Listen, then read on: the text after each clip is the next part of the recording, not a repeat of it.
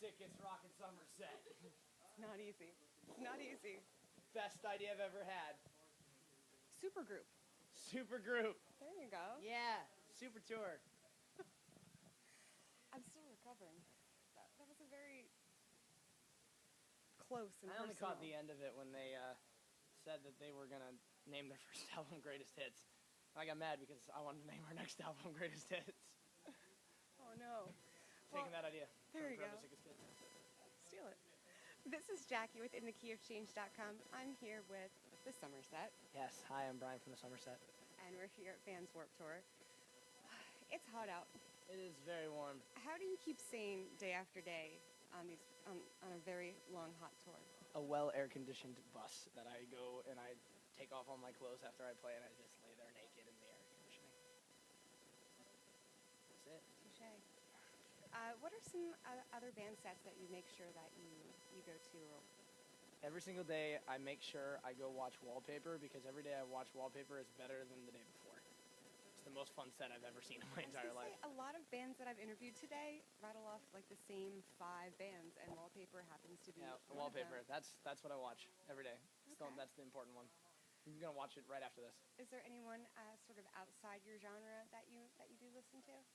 I mean, Wallpaper's not so much outside of our genre because it's. I mean, we're both pop artists, but he does kind of a hip hop thing.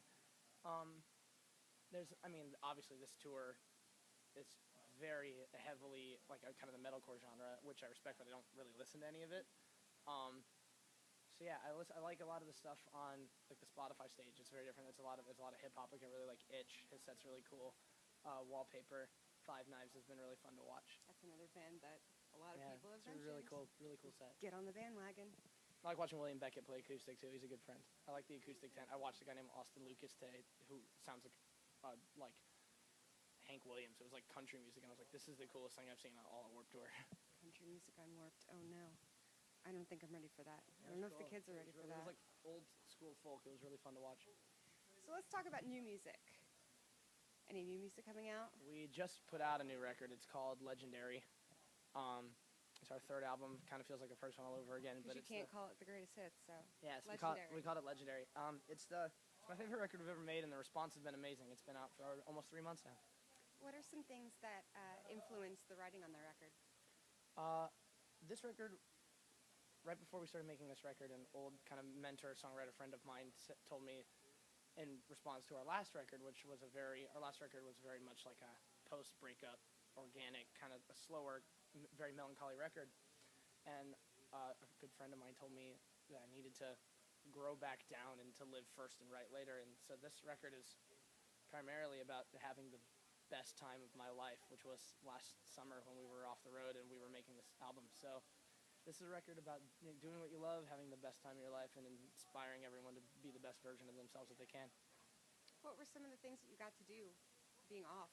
It was just, we took last summer off from touring for the first time in a long time. We all moved into a house together in Tempe, Arizona, and with the idea we were going to start making a record, set up a little studio in the house because we record some of our own music ourselves, and our label kind of gave us the idea of, hey, let's turn in 2 songs a week over the course of 2 months while you have this house. So that's like 16 songs total. We turned in 7. We used only 1 of them, but it was all worth it because that one song saved my entire life, and we had so much fun in this house, from late night naked swimming to barbecues and pool parties, and it was really a kind of a life-changing summer for us. And the minute we moved out of that house, I moved to LA, and we just wrote songs for 9 months. There were 50 songs written for this album that we narrowed down to 12. So what are you going to do with all those other songs?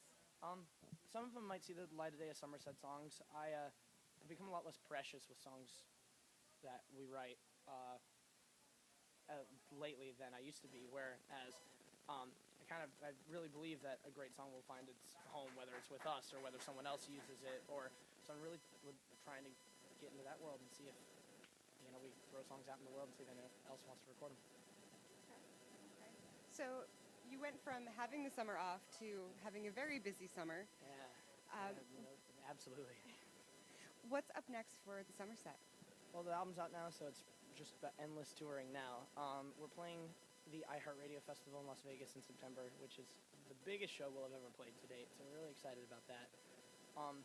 Not sure what we're doing in the fall quite yet, but hopefully we know pretty soon. Any chance for like a Green Day Billy Joe breakdown on iHeartRadio?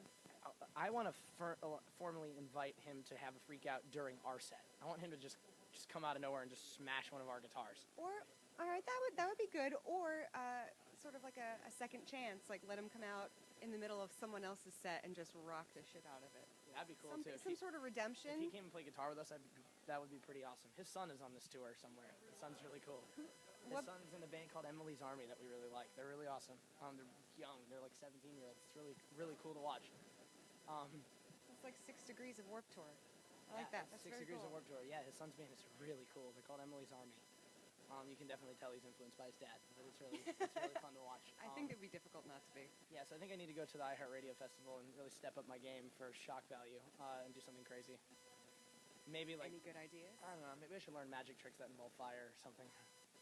You can't go wrong with flames. I mean, I'm just gonna release doves into the air, like I'm Prince or something like that. Yeah, that's what I'm gonna do. That's classy. Well, stay tuned for more from the Somerset. This is Jackie with InTheKeyofChange.com.